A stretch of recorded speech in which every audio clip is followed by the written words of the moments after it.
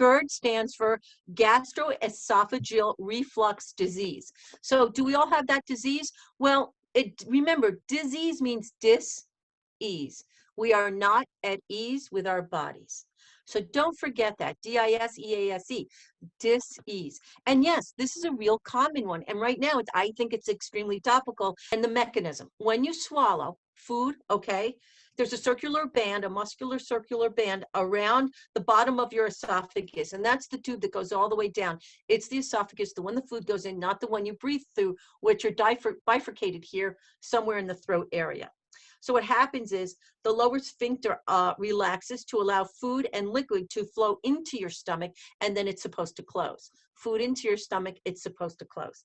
So what happens is, obviously, in some cases, it doesn't close properly or it's damaged. And yes, that can absolutely happen. Though there's many other things that are happening between our mouth and between just above our stomach in that esophageal area.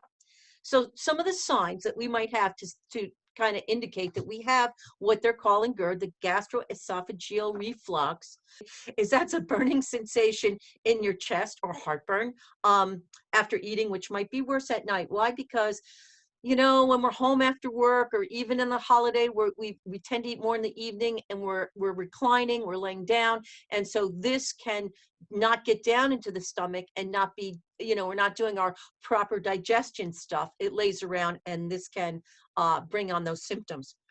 There can be a regurgitation of the food or sour liquid, sensation of a lump in your throat, if you've ever had that and thought, oh my gosh, why am I eating normally what I eat and I'm kind of feeling like I can't swallow it?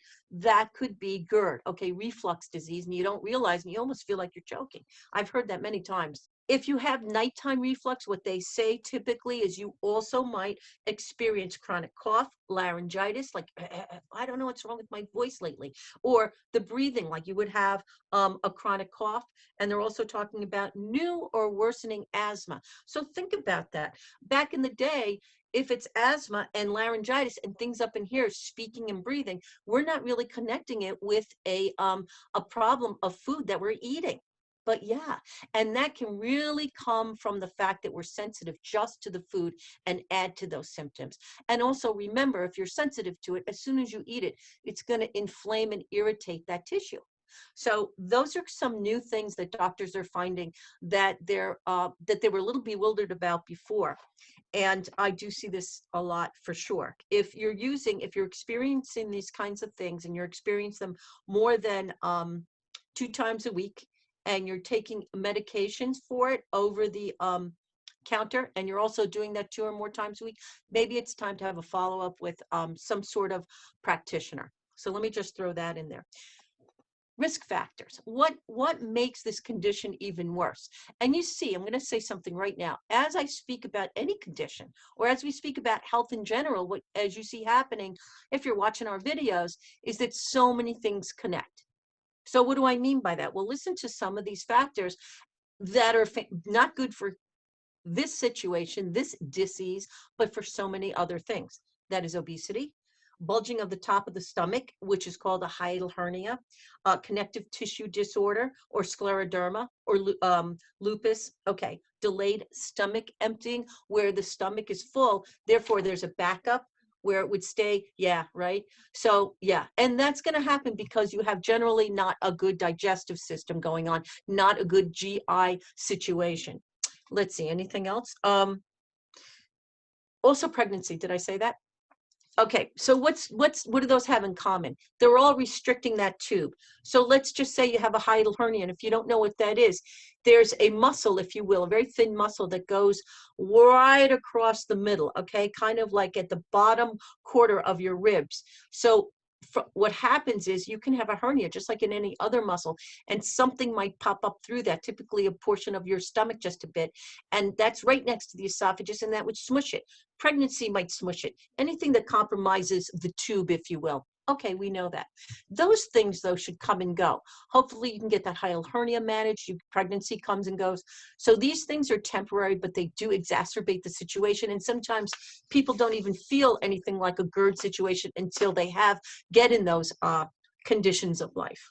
So what they talk about over time, chronic inflammation of the esophageal can cause the esophagus, and that's over time when we're having the restriction from one of these things, or we're having the tissue and what we're eating is causing the acid to either come back up, that sphincter at the bottom is not closing properly, or just because we continually bombard the esophagus with not food that is it's harmful to the tissue.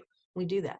Damage to the lower esophagus from the stomach acid can cause scar tissue, so that the tissue actually gets scarred. So then it's not performing its duty, and it doesn't have the ability to, the sphincter also has a muscular situation where when you swallow, you're like, that's such an amazing thing. It just takes my food like a little conveyor belt right down to my stomach.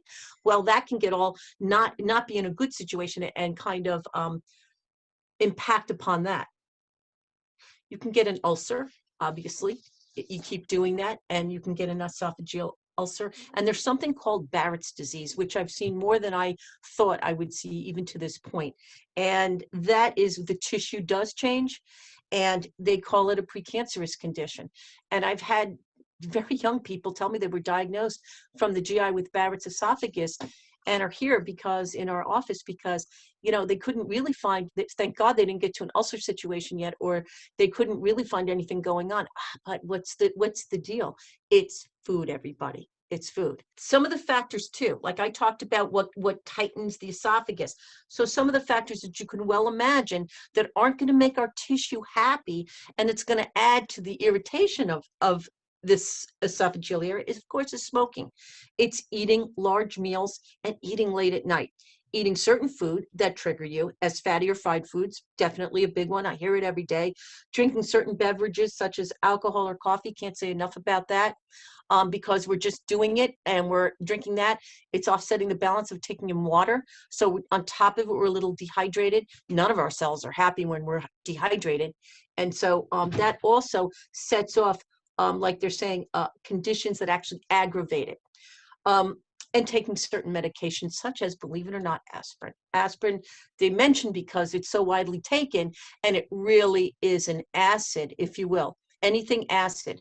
Because remember, what are we taking? What are we grabbing for when we have these conditions come upon us? An antacid, like a Tums or something. We'll give a shout out to Tums, because basically you can find it anywhere, and it's made out of calcium carbonate mostly, and it really does work in that situation. I think I spoke enough about what it is that irritates the tissue lining, and then what also can be a predisposing factor.